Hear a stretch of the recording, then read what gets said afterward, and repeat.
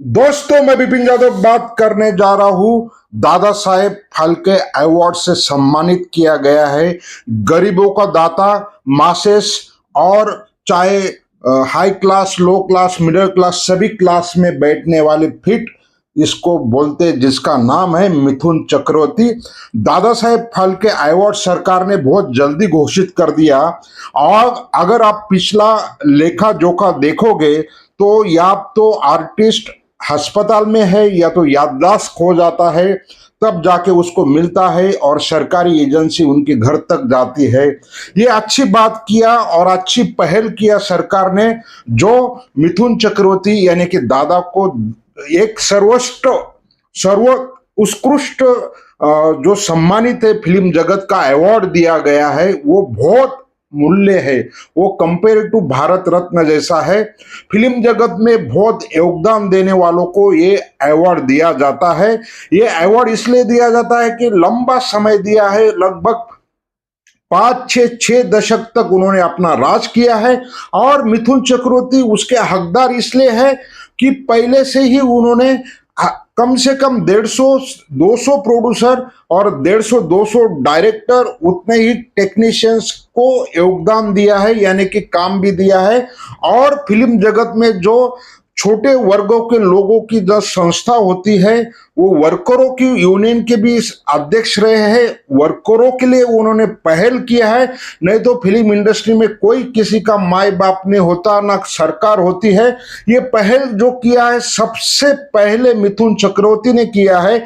इसलिए मैं भी इंडस्ट्री का हिस्सा हूं, इसलिए उनका भी बहुत धन्यवाद। मिथुन चक्रवर्ती की खासियत यह है कि स्क्रिप्ट लेके जाओ, फिल्म कब शुरू करना है, और सक्सेस रेशियो भी उनका देखोगे तो आप हैरान हो जाओगे। कभी भी मिथुन की पिक्चरों से कभी लॉसेस नहीं गए हैं, और बहुत बड़ा योगदान है। बहुत अच्छे इंसान है, अच्छे कलाकार है। चाहे वो एक्शन हो या ड्रामा हो या इमोशन सीन हो, कई भी सारी जगह पे वो फिट होते हैं। और फिल्म इंडस्ट्री के लिए तो हमेशा 24 घंटे तैयार रहते हैं। तो ये बहुत फर्क होता है बाकी के आर्टिस्ट और मिथुन चक्रवर्ती में बहुत फर्क है।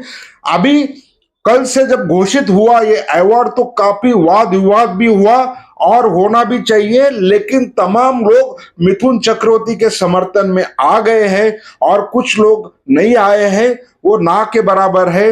लेकिन मिथुन चक्रवर्ती जैसे कलाकार सदियों में मिलते हैं। उन सदियों का एक पहलू मिथुन चक्रवर्ती है, और उन्होंने वो जो दिशा दिया है, वो डायरेक्शन दिया है, वो आम लोगों के, आम डायरेक्टर है, नौजवान डायरेक्टरों को बहुत ब्रेक दिया, उतने ही नए नए प्रोड्यूसरों को ब्रेक दिया।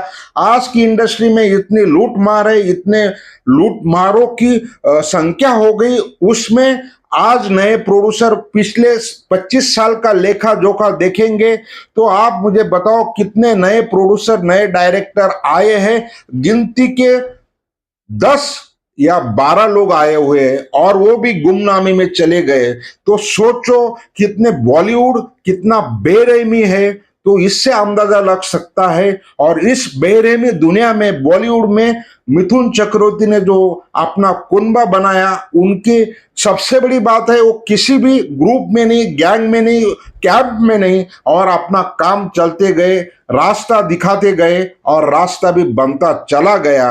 और ये सारी चीज का निचोड़ है, मिथुन चक्रवर्ती जैसा कोई नहीं है। और इसलिए ज्यादा बात ये बताना भी जरूरी है। सबसे बड़ी बात है कि आज भी वो एक्टिव है, अवार्ड लेने के लिए जा सकते हैं। तो ऐसा पहल, अगर इनको बड़ा अवार्ड मिला है, उसका भी उनको आनंद आएगा, और जो उनको खुशी होगी। क्योंकि या तो 50 70% देख लो जिनको दादा साहब अवार्ड मिला है, या तो उनकी याददाश्त चली गई है, पहचान में नहीं आता है। वो सारी चीज को देखते हुए बहुत अच्छी सरकार ने जो भी घोषणा की है, बहुत सही किया है। अब इसमें किसी को कोई ऐतराज नहीं होना चाहिए। और मैं हमेशा की तरह उन्हीं का डायलॉग बोलता हूं, अगर उनको इतना बड़ा सम्मानित अवार्ड से घोषित किया, कोई शक है क्या? कोई शक? तो शक की कोई गुंजाइश भी नहीं है। इसी विश्लेषण के साथ मैं विश्लेषण खत्म करता हूं। लाइक शेयर नहीं बनेगा तो बात नहीं बनेगी।